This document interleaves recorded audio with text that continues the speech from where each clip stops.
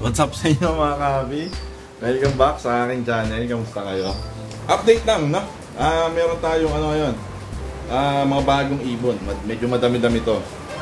Mga kahabi, nasabi ko nung nakaraang vlog na gusto kong mag-focus sa ano, sa pag-aalaga ng finches, no? Yung zebra finch, golden finch, basta mga finch, mga society finch, basta mga finches mga kahabi. Kasi per my experience ngayon, no, sa ilang weeks na nag-alaga ako ng finch, nagugustuhan ko yung experience ko sa kanya mga kahabi. Kasi sobrang easy lang niya i-maintain, no? Napakadali lang alagaan for me sa ngayon. Hindi ko pa kasi na-experience yung mga problem, kasi magaganda yung mga ibon na nakuha ko, no?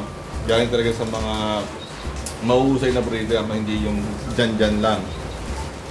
So mga kahabi, meron ako mga bagong ibon ngayon. Medyo marami-rami sila. Pinakuha ko sila sa isa sa mga well-known na breeder, no? Ito mga ibon ngayon na meron ako, galing pa sila ng General Trias, Cavite, mga kahabi, no? So ilang weeks ko na silang ini-stock. ilang weeks ko na ini-stock yung pinagbilang ko nito. Titignan ko yung profile niya, yung sales, yung mga ibon, yung itsura ng mga ibon. Kino-compare ko siya doon sa ibang mga ibon na nakita ko. And mga kahabi, I'm very pleased, no, with the quality ng mga ibon na meron siya. So kahit malayo, no, from Valenzuela ako, tapos General Trias pag yung galing yung mga ibon, ay hindi ko yun iniisip, no. Talagang nag-go out of way ako para ma-purchase sila o mabili sila, no? So ito mga kahabi, bird reveal. Marami-rami to, siguro mga 18 to 20 na ibon ito. Ito sila mga kahabi. Ayan mga kahabi, oh. Medyo marami-rami sila. Wait lang. Ayan, meron tayo ditong yellow back. Ito yung cock. At ayun yung hen. So, one pair ng yellow back. Tapos ito, one pair ng blue back. Ayan, mapapansin. Ayun yung blue back mga kahabi. Ayan. Ito yung mga blue back natin. Tapos, meron din tayong pair ng owl finch mga kahabi. Ayan, oh. Ganda ng owl finch. Ayan. Owl finch siya mga kahabi. Kasi kung makikita niyo yung mukha niya, meron siyang outline na, ayun, oh, na parang kagaya ng outline ng mga mga kwago, mga owl. Kaya tinawag siyang owl finch. In comparison mga kahabi, mas maliit itong katawan ng owl finch kumpara sa golden finch saka sa society finch. Mapansin, maliit lang yung niya, frame. Maliit lang yung body niya compare dun sa zebra finch, sa golden, I'm sorry. Tapos meron tayong 14 heads na society finch.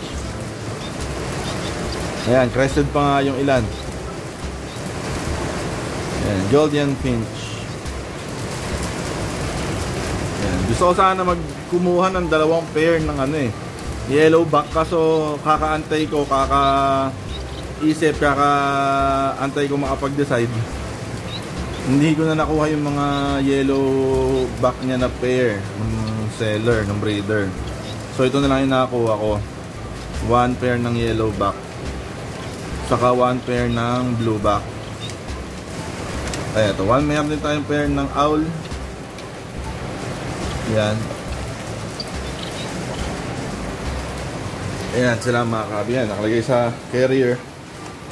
Pinatransport ko to dun sa pinsan ko. No, pinatransport ko siya sa pinsan ko mga kahabi, na rider. Kaya medyo mabilis lang yung biyahe, no? Medyo malayo, pero kumpara sa kapag nakasasakyan, mas mabilis lang siya. Kasi hindi rin ako makakapunta sa hindi rin ako makakapunta kay seller. Kasi Sabado ngayon, at sa aking business, Sabado isa sa mga pinaka-importante, or if not, pinaka-importanting araw ng linggo for me, Kasi yung araw ng linggo, araw ng sweldo yan mga kahabi, no? Mga workers. So, hindi talaga ako makakaalis. So, pinakuha ko lang siya. So mga kahabi, yan, meron tayong pair ng owl finch, meron tayong 2 pair ng Goldian, isang back-to-back blue, isang back-to-back na yellow. Tapos meron tayong 14 heads ng society finch. So mga kabi, hindi ko muna sila dinala sa aviary kasi yan. Ang practice kasi mga kabi, doon na-share lang sa akin ng tropa. No, siyempre, dati nung nag-ano ako, nag-aalaga ako ng parakit, ng mga budgie. Yung mga kinukuhanan ko ng ibon, normally, lagi sila lang din yung kinukuhanan ko mula simula, no? Kumbaga bihira ako kumuha sa iba. Kaya hindi ko na masyadong kinu-quarantine yung ibon pagdating. Doon kapag meron akong kunwari, kasi lagi yung mga ibon ko dati, halos lahat galing kay paring Denmark. Tapos yung iba sa mga tropa din na tiwala talaga ako. Doon pag bumili ako sa hindi ko kakilala, gagawa ko, kina-quarantine ko yung ibon. Hindi ko siya sinasama doon sa flock or doon sa aviary. Ina-isolate ko siya ng mga at least a week. So pinagmamasdan ko. So ito mga kahabi, yan.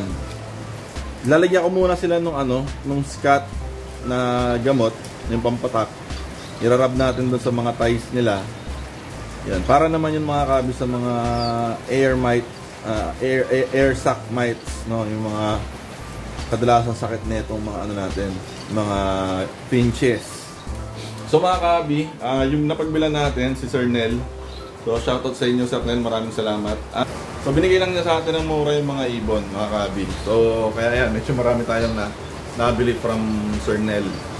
So mga kahabi, sa susunod na video, susunod na vlog, papakita ko sa inyo kasi hindi rin nakaayos ko yung aviary ko, hindi ko nakaayos yung mga cage. Nung nakita nyo dun sa unboxing video ko previously, nakita nyo na nakakasapa dun sa mga cages ko, o sa mga luma akong cages, nakakasapa dun yung mga lumang nest box, yung mga nest box ng alves tsaka ng mga parakeet. So tatanggalin muna natin yon, no? Sana maisingit ko yon soon, ngayon. Probably dapat ngayong araw din bago ko. Kasi ayoko ipag-stay yung mga ibon dito no? So yun, sana magawa ko sila later, no? Kahit at least mga 2 cage lang muna, mai-prepare ko para maisalang ko sila doon. Kahit sama-sama lang muna sila dahil madali lang naman silang i-distinguish at sama-sama sila mga kabi. Kasi yung owl, iba itsura niya, pair ng yellow, pair ng blue, the rest is society finch. So wala namang masyado magiging rito, confusion kahit magsama-sama sila. So sa susunod na video papakita ko sa inyo paano ko i-apply yung scat na medication or yung scat na pinapahid para sa mga ibon dito sa mga finches, para sa against air sac mites, no? Tapos magpakita ko na rin sa inyo yung process, no? Makabi pa natin ayos yung aviary, magkakasal ng nest box, tapos paano natin sila ipaporma doon. So yun lang mga kabi sa content natin today, yun lang. Bird hall mga kabi, yan, 14 na society finch. Meron tayong pair ng yellow back, may pair tayo ng blue at pair ng owl finch. Yan. So yun lang mga kabi, kung nagustuhan nyo itong video na to, please hit that like button, no? Comment down below mga kabi kung meron kayong question, suggestion, shoutout, ipunin lang natin bago tayo mag-shoutout. Saka please share this video mga kabi, and kung di pa kayo nakasubscribe, subscribe na kayo, no? At I guess yun lang mga kabi, kagaya lagi ko sinasabi, ingat lagi, God bless, and happy bird keeping.